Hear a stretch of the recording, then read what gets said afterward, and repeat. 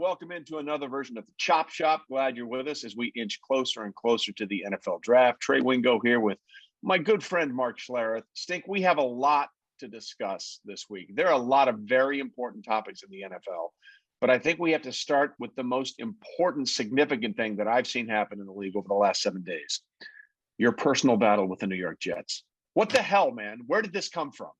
Isn't it, it's funny because I was on Pat McAfee's show, and I was really just talking in generalities about some of the things that I see in the NFL. Like, we think, Trey, that this next group of quarterbacks is going to be the savior of our franchise. And we sell this to our fan base, and it allows general managers to continue to kick the can down the road. And when that guy fails, we bring on another guy. And my point in all the quarterback talk is don't put somebody in a position to fail and then be surprised when that guy fails. Like, why are you surprised about that? So I believe this just in general, like 12 years of playing and 21 years of broadcasting. There are 3 or 4 guys in the league that cover warts. Peyton Manning used to cover warts. Aaron Rodgers covered warts. Tom Brady can cover some warts. There are 3 or 4 guys at any time that do that, right? Mahomes, Breeze. Right. The rest of the quarterbacks in this league expose warts. If you're not good and that guy's not supported, he is not going to play well. You will not win. And my point to the Jets or to anybody who's running up to grab a quarterback much higher than they probably should grab a quarterback is the guy is not the savior. So if you put him in that position, like you put Sam Darnold in a position with shitty players around him, don't be surprised when he fails. And here's the other thing. I get this from Jet fans. Jet fans are like, yeah, well, we got a bunch of draft picks now. Joe Douglas got a bunch of draft picks. Do you know that crappy teams have 22 starters? You do understand that, right?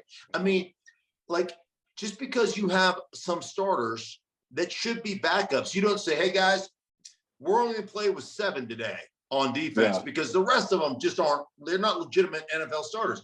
You still start 11, even though 4 of them suck. And so I don't understand why they don't get that. But, they took it personally because I bashed the Jets and it's a new regime and everything else. Let me tell you, something I learned a long time ago, Trey, when I was a plumber's apprentice. So I was a plumber's apprentice one summer, and the plumber pulled me aside on my first day of work, and I was digging trenches for the plumbing to go from the bathrooms down into the sewer. Yep. And you have to put the plumbing on a grade, right?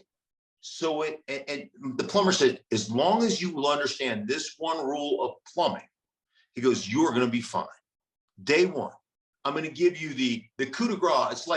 It's like the movie City Slickers. One thing, when was it Curly said, I'll tell you the key to life. It's just one thing. And he drops dead. Well, the plumber didn't drop dead. He said this: shit flows downhill. Because that's all you need to know. And he's 100% right. And when it comes to organizations, and this, shit flows downhill. If your ownership isn't truly about winning, if they're just about increasing the value of their franchise 12 to 15% a year or 20% a year, if they're not truly committed, hey, they'll have a season every now and again, an outlier season where they win and everybody gets excited. But to have that kind of consistency takes an ownership that is committed to winning and providing the coaches and the players with the ultimate opportunities to win. And if that's not your organization, it's really hard to develop that culture. Yeah. To that point, look, it is a new regime. Like, Joe Douglas is there. It's his second year. I thought he did okay in the first year of the draft for the Jets a year ago. They have a new head coach. And you're right. It's totally different. But that doesn't mean everything else the Jets have done hasn't been horrible, because, wait for it, it has. So is it possible that they can flip the script? Yes. But until they do, nothing has changed. And I'm glad you brought up Darnold, because if the Jets had done for Sam Darnold what the Bills did for Josh Allen, they wouldn't be drafting Zach Wilson second overall. They would have surrounded Sam Darnold with talent. They would have said, we believe in you and we're going to do all these things and we're going to build them for you. They chose not to do that. They tried to do it the other way, and it's been an unmitigated disaster. I don't know why we continue to talk about the Jets, because they're a terrible franchise. Like, we don't talk about the Lions a lot because they're a terrible franchise. So you can get upset. The fact is, you're a terrible franchise. You've had 1 or 2 years that have been really good. But other than that, you're a terrible franchise. And until you show me you're not a terrible franchise, I'm going to say you're a terrible franchise. Here's something funny, because I got this a lot from Jets fans, as I'm trolling them and I'm getting after them a little bit, and it's been too easy. I mean, I almost feel guilty. It's a shame that you're taking so much joy in this, but go ahead. It's been too easy. But as I've been going through this, and you talk about how terrible the franchise is, I have gotten so many Jets fans that tell me that you guys are biased. You national media types are biased towards the Jets. And why would we be? Right. My thing is, we're capitalists. Why would we not want teams in the biggest market in the United States to be good? Because the TV ratings go crazy there. When the TV ratings are crazy, guess what? We get paid. We want the Jets to be good. When we report that the Jets suck, it's not bias. It's just the news. Yeah. It's just what it is. And so it's been an interesting couple of days, and it really has been too easy. I might post a actual video. I've got this video of myself and Broadway Joe Namath that is hilarious, because it just goes to show you how insignificant I am in the overall realm of football and how significant he still is. And maybe I'll do that as an olive branch to my idiot Jets fan friends. No, just keep trolling them. They've earned it. But again, now we have to talk about Sam Darnold, who has left and goes to Carolina. And here's what I find interesting about that, right? Sam is like, I want somewhere I want to be. And someone asked him, what do you say to the next Jets quarterback? He says, don't pay attention to the media. And people are like, oh, that means he was never the guy. I'm like, shut up.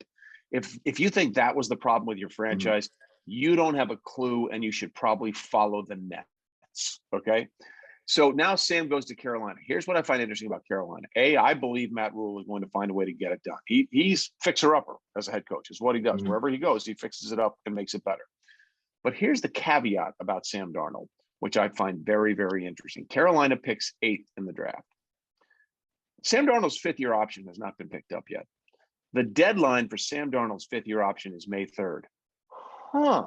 So you're telling me that deadline comes after the first round of the draft, where there's the distinct possibility that Carolina, if one of these quarterbacks falls to them that they like, could either take him at 8 or find a way to trade for him at 8. If they were so committed to Sam Darnold, you know what they would have done? Picked up the 5th-year option. So I would not be surprised if Carolina tries to make a play at quarterback, and then if they don't, you watch how quickly they pick up that 5th-year option after the first round of the draft on the 27th. Yeah, that's it. It's an interesting. I didn't think about that, but that's a very. You're welcome. Yeah, that's a very interesting kind of scenario that it certainly could happen. I dug in on Monday Morning. I don't know if you read Peter King's Monday Morning Quarterback every week. So he talked about, hey, I talked to a middle-aged coach. And so I get on my radio show with Mike Evans, and Mike Evans says to me, my partner on the radio goes, oh, I think he talked to Vic Fangio. And I'm like, Vic Fangio is an old coach. He's not a middle-aged citizen. Coach. Right. I go, in the coaching realm, he's old as the hills. And so I'm like, a middle-aged coach is 40s to early 50s, right? Correct. So what I do, I texted Peter King. I go, hey, I don't need to know your source, but just define middle-aged coach to me. And middle-aged coach, he said 45 to 55. And so then I went through all the coaches, and I've narrowed it down, Trey, in an investigative research that I've done. I think it's Matt Rule. And Matt Rule in this article said, he's 47. Matt Rule said, the evaluation and the overdrafting of quarterbacks has gone crazy. And it'll be really interesting to see how this draft pans out. Like some of the good players, I personally think that the Carolina Panthers, I think DJ Moore he gets 1,200 yards a year, in receptions. He's a really good player. Obviously, Christian McCaffrey. Robbie Anderson's a bit of a one-trick pony, but man, he can run and lift the top of coverage off. And he plays well with Sam Darnold.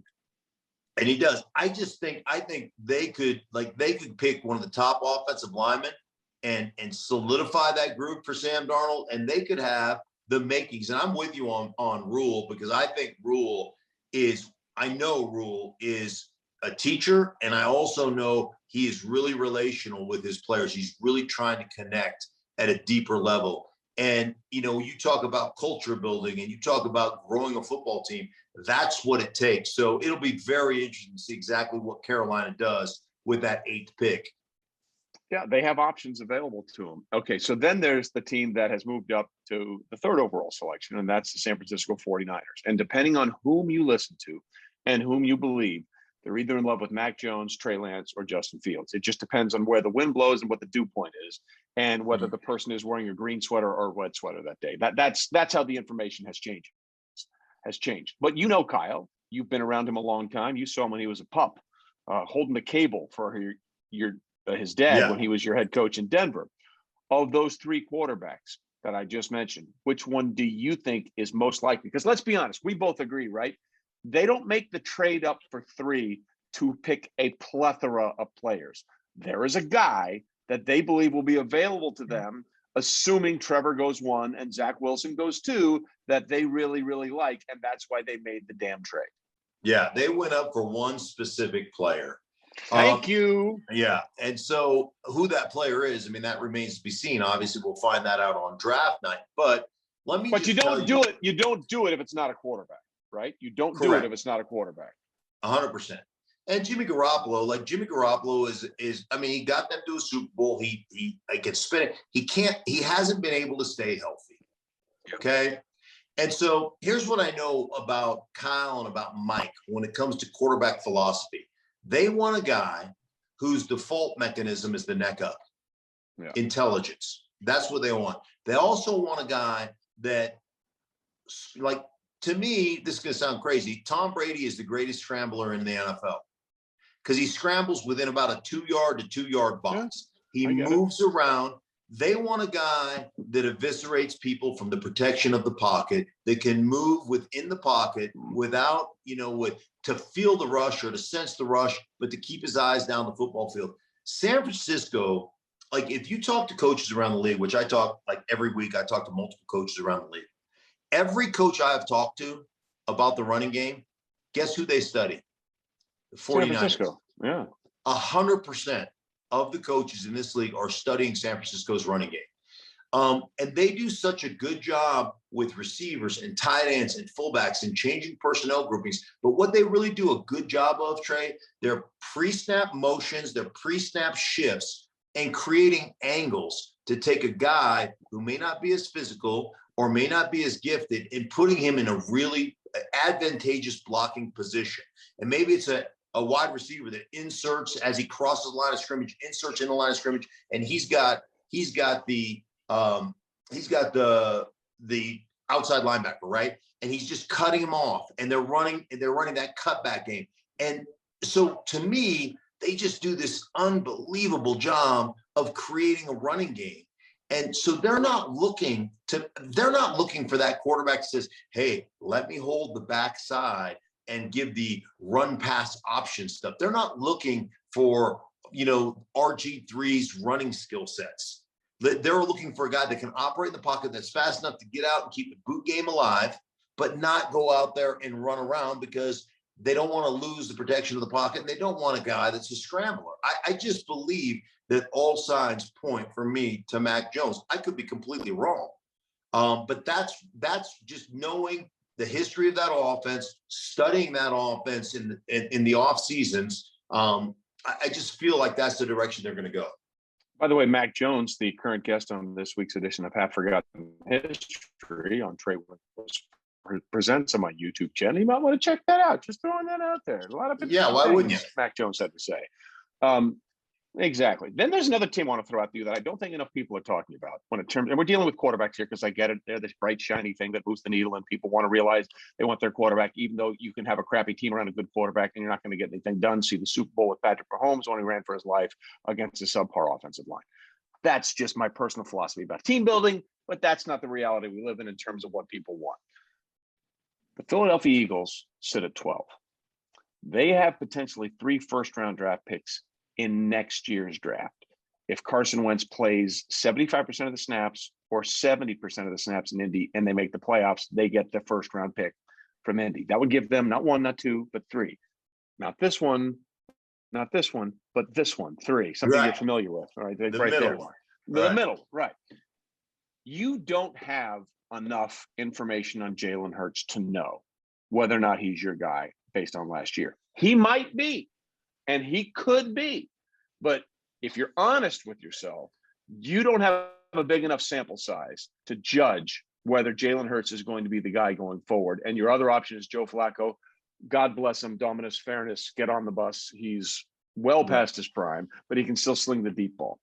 My point is, people aren't talking enough about the Eagles in a wild card scenario because they have potentially 3 first-round picks next year that they can use to go get a quarterback if they think someone is going to fall in a range where they can go get it. People are not talking about that enough.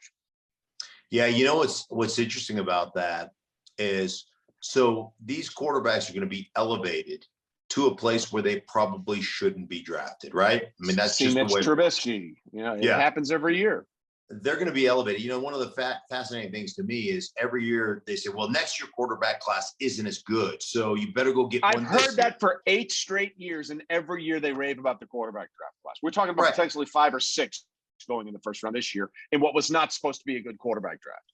Well, the thing, it's funny because I always look at it like, Baker Mayfield was supposed to be a second round draft pick. He went number 1 overall. Kyler Murray was supposed to be a second day draft pick. He went number 1 overall. Oh, wait a minute.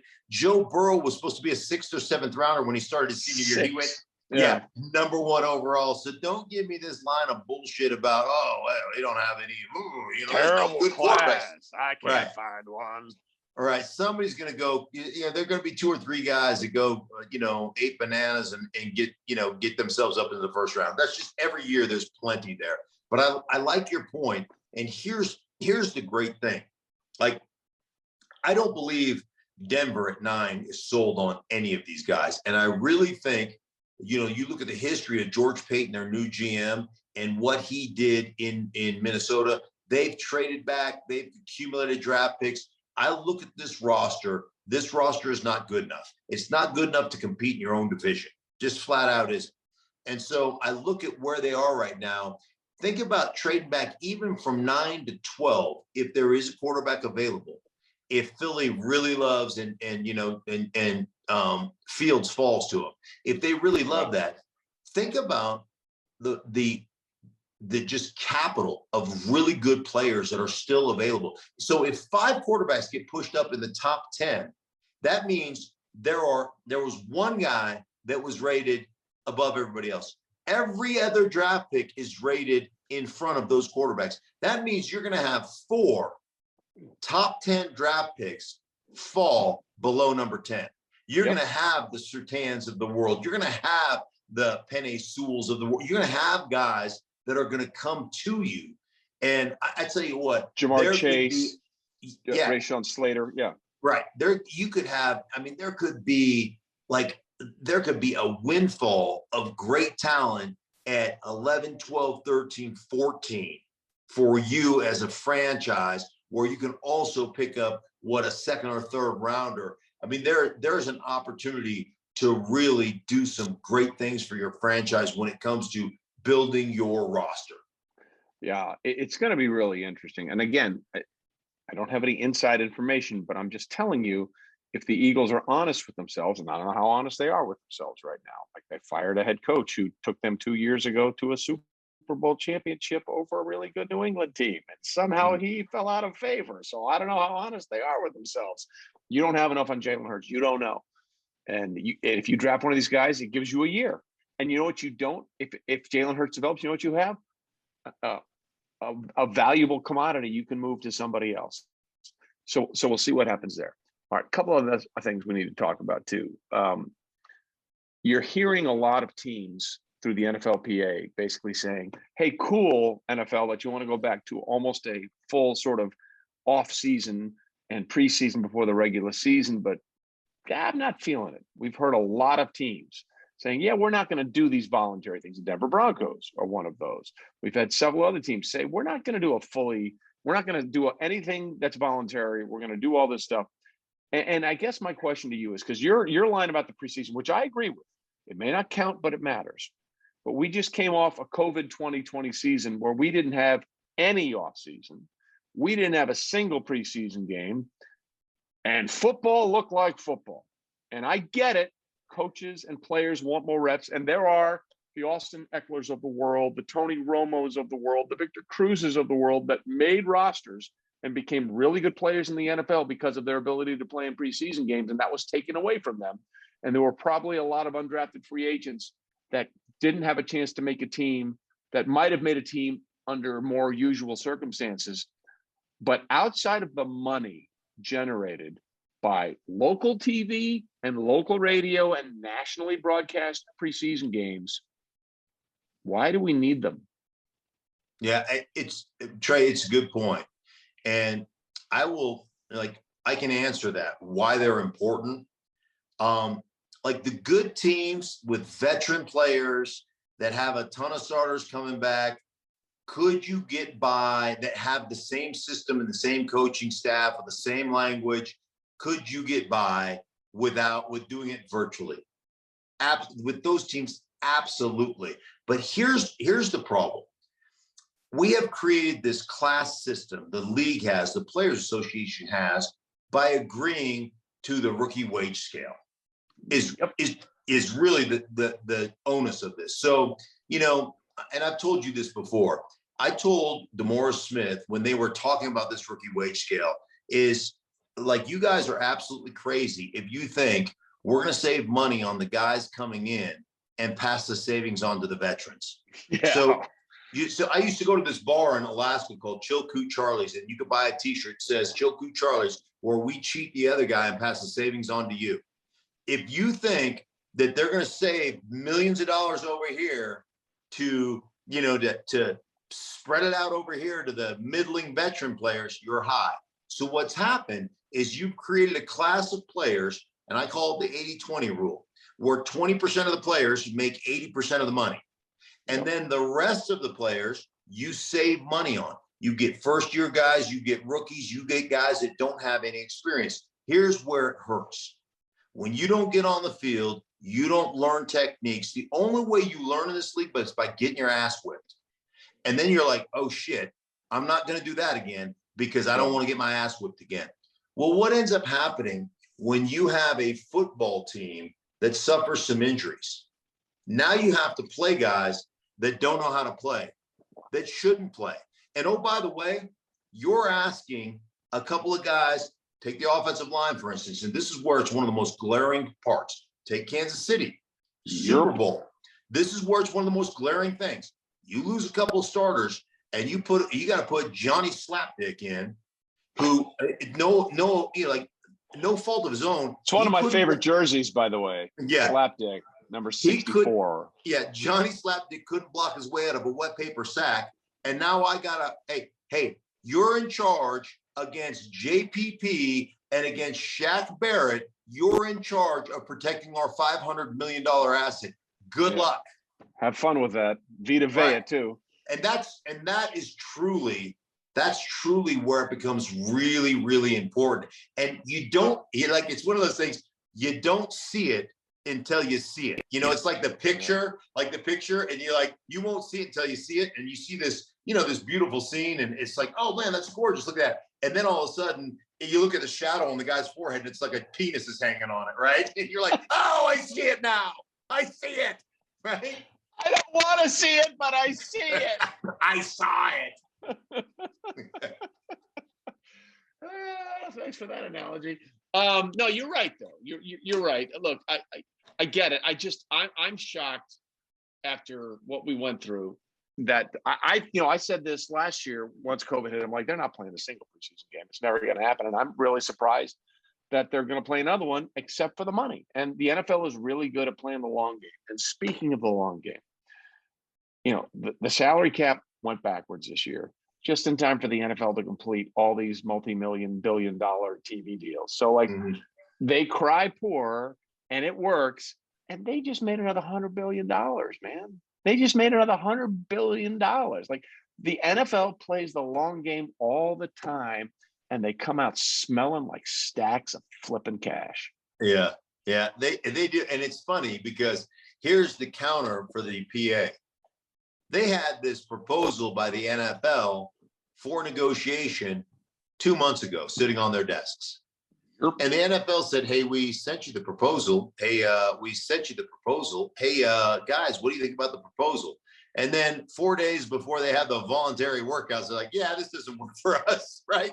And so, that's the only thing. That's like the only way you can fight back. I know they want total virtual off seasons. I will say this, Trey, about the whole virtual part too, and this is just part of it, man. To be good at anything, like, why are you and I so connected? Because we have had this relationship that goes back 20 years of doing TV together and hanging out together and relying on one another and trusting one another to do our jobs. And when you're together like that, man, it creates a bond. And sometimes I feel bad for the players today because they don't understand the depth of relationship that we had when I was playing, and it's, I know that it's different and I get that, but to be good, man, you've got to truly celebrate somebody else's success like it's your own.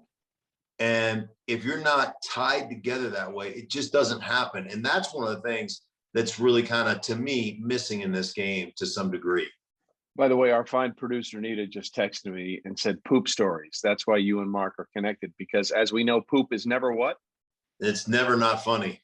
That is a factual statement. Poop, there it is. And by the way, one last thing before we sign up on this edition of Chop Shop.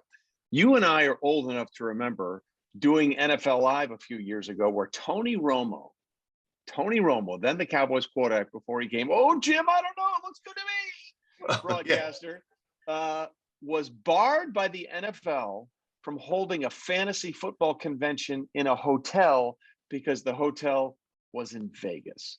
Well, now there's a team in Vegas, and the NFL announced today that Caesars, DraftKings, and FanDuel are their official betting partners in the NFL. My Lord, how times have changed. Why? Because the NFL plays the long game, because the long game is where the money is. Stacks of cash. I tell you, they just, listen, I will bow down. You're smarter than me. I get it. Yeah. I get it. You guys are really good at making money. I understand it. There's a reason, man. And I tell you, you're 100% right. And you look at what they've been able to create. You look like, I always wonder, I saw this headline. I think I told you this the other day, but I saw this headline, the old Mark Cuban thing where he said, hey, hogs get fat or pigs get fat and hogs get slaughtered. Yeah. Right. And this line said about the NFL, pigs get fat, hogs get slaughtered, but boars run wild. And the NFL is a boar, just crushing everybody. Yeah. And just, 67 of the top 100 rated TV shows last year were NFL games. That's over 2/3. Over 2/3. So tell me again how people aren't watching. Tell me again how people aren't watching. And it's because you can find a new way to fix your Jones and get going and get that betting Jones fixed in fantasy football. So kudos to Roger, kudos to Brian McCarthy and everybody in the NFL front office. Y'all got it figured out, man. Y'all have it figured out. And you know how to look. I'll give the NFL credit on this too. They know how to adapt, because can you imagine in 2021 if they had denied Cam Newton or Patrick Mahomes from hosting a fantasy football convention anywhere. Forget Las Vegas, anywhere. It would have been like, get out of here, man. They realize the times are changing, and they realize that people love fantasy football, and they love points as much as we all love defense, and defense does win championships, and that's true. We saw it again in the Super Bowl against the Bucs. That may be true, but you know what sells? Offense. And the NFL is in the business of selling. One thing I will say about fantasy and fantasy betting and fantasy gambling have brought in a whole new demographic of NFL football fans. That is correct. And you know what's fascinating about that to me is that the NFL understands that. This is why they're better at business than I am. They understand that, and they have tilted the rules to have offensive players score more. So that, like, to me, the game continues to morph closer and closer into Madden football on video games, right? And fantasy football. And because why wouldn't you? If you're creating a whole new generation of football fans that grew up playing fantasy, you know what you better do? You better feed that new generation something that looks like fantasy. Correct. You're 100% correct. You don't want 16 to 12 games. You don't. Nope. No way, no chance, no how. All right, that'll do it for this edition of the Chop Shop. We'll do a few more of these before the draft. And I'm just going to throw this out there. And Mark, you're with me. You may see more of this happening in a bunch of other places with Stink and myself. It's a little preview, a little sneak peek, a little teaser, a little trailer for things that may be coming down the road. So enjoy your Chop Shop now, but you're going to be able to shop your chop in a lot of other places in just a little bit. That's all I'm saying. Yeah. We got some big news. We'll release it at the appropriate time. How about that? When we're ready. How about that? Okay. All right, buddy. I love you, man. I'll talk to you soon. You too.